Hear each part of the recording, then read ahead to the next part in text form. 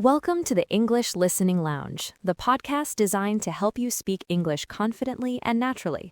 I'm your host, Mia, and with me is Alex. Hey everyone, glad to be back. Today we're talking about a very practical and important topic, how to talk to your landlord about problems in your apartment. That's right. Whether it's a leaky faucet or a broken heater, knowing what to say can help you get the problem fixed quickly. In this episode, we'll give you the key vocabulary, phrases, and confidence you need to handle these conversations like a native speaker. We'll even have 2 role plays to show you exactly how it's done. So let's get started. Mia, have you ever had a really annoying problem in an apartment you were renting? Oh, definitely. I once had a refrigerator that stopped working right after I did a huge grocery shopping trip. All my food was going to spoil. Oh no, that's the worst. It was. So I had to call my landlord immediately. It was a stressful situation, and it made me realize how important it is to be prepared for that kind of conversation. Exactly. The first step is to stay calm and be polite. Even if you're frustrated, being rude won't help. Right. You want your landlord to be on your side, so start the conversation politely. It's also a good idea to know what kind of problem it is. Is it an emergency, like a broken heater in winter, or is it a minor issue, like a dripping tap?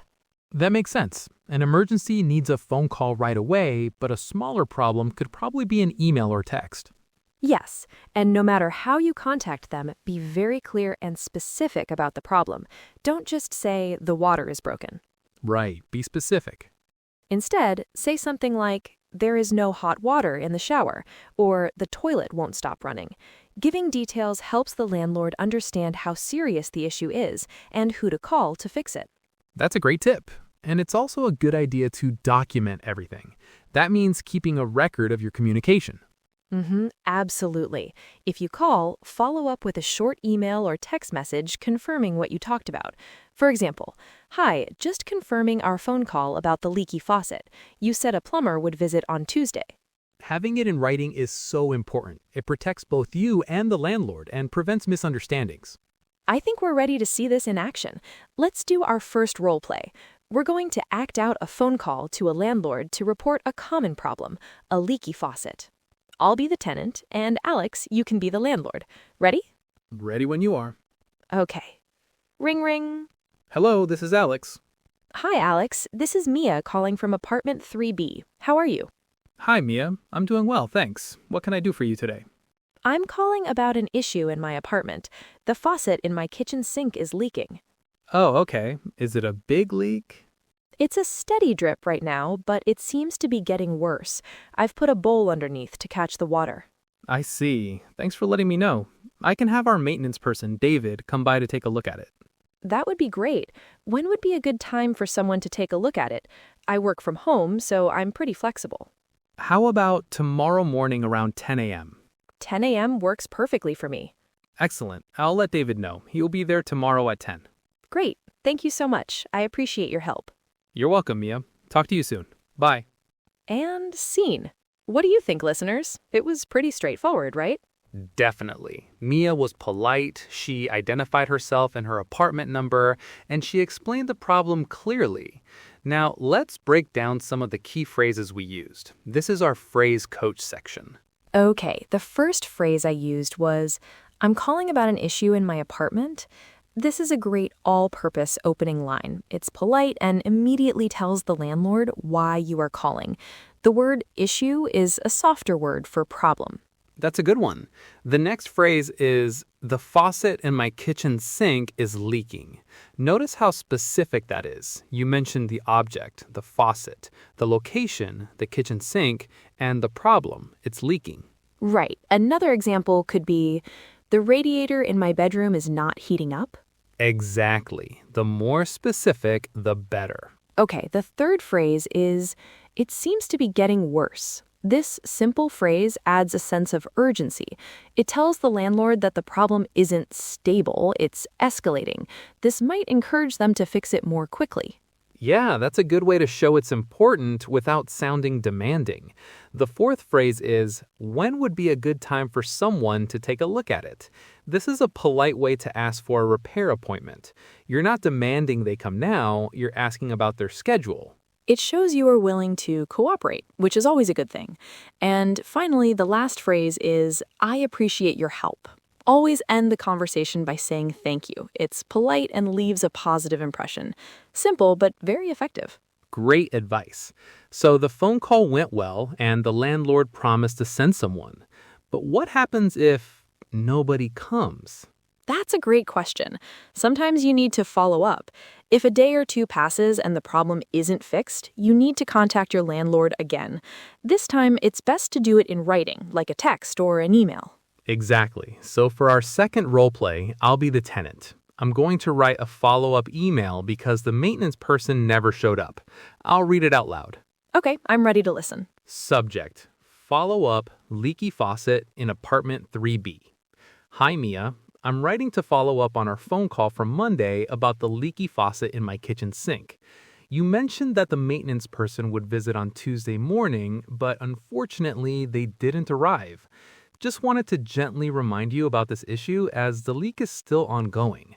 Could you please provide an update on when this will be fixed? As per our rental agreement, timely repairs are the responsibility of the landlord. Thank you for your prompt attention to this matter. Best regards, Alex. Wow, Alex, that email was perfect. It was polite, professional, but also firm.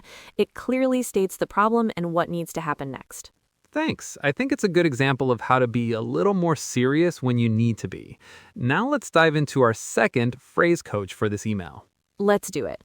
The first phrase is, I'm writing to follow up on. This is the standard way to start an email or message about a topic you have already discussed. Follow up means to continue communication about something. That's right. The next phrase is, just wanted to gently remind you. This is a very soft and polite way to say, hey, you forgot to do something. The word gently makes it sound less like an accusation and more like a friendly reminder. It's a great example of polite but direct language. Next we have, could you please provide an update on when this will be fixed? This is a clear call to action. You're not just complaining, you're asking for specific information. You want a new time or a plan. And then there's a slightly stronger phrase, as per our rental agreement. This phrase reminds the landlord of their legal responsibilities. You should only use this if the problem is serious or if they are not responding. It shows you know your rights. It's a powerful tool to have. And finally, the closing. Thank you for your prompt attention to this matter. Prompt attention means quick attention. This is a formal and polite way to say, thank you for dealing with this quickly. Matter is another formal word for issue or situation. And there you have it. With those phrases, you can handle almost any follow-up situation. All right, now it's your turn to practice. This is our repeat after me section. I'll say a useful sentence, and you can repeat it out loud. Feel free to pause the podcast after each sentence to give yourself time to speak. Ready? Let's begin. Number 1. Hello, this is from apartment. Number 2. I'm calling about an issue with my heating. Number 3. The toilet in my bathroom is clogged.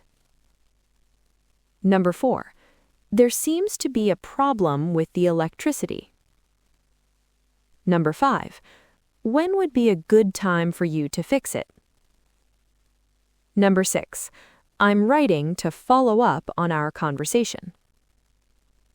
Number 7. The issue still hasn't been resolved.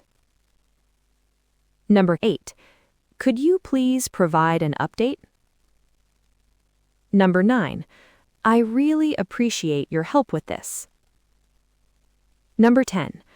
Thank you for your prompt attention to this matter. Great job, everyone. Practicing those sentences will really help you feel more prepared. And that's all the time we have for today. We covered a lot, from how to be polite and specific to the exact phrases you need for phone calls and emails. Remember, the key is to be clear, calm, and confident. We hope this episode helps you the next time you have an issue in your apartment. Don't forget to subscribe to the English Listening Lounge for more episodes like this one. Also, leave a comment of a topic that you want us to discuss. Thanks for listening, and we'll see you next time.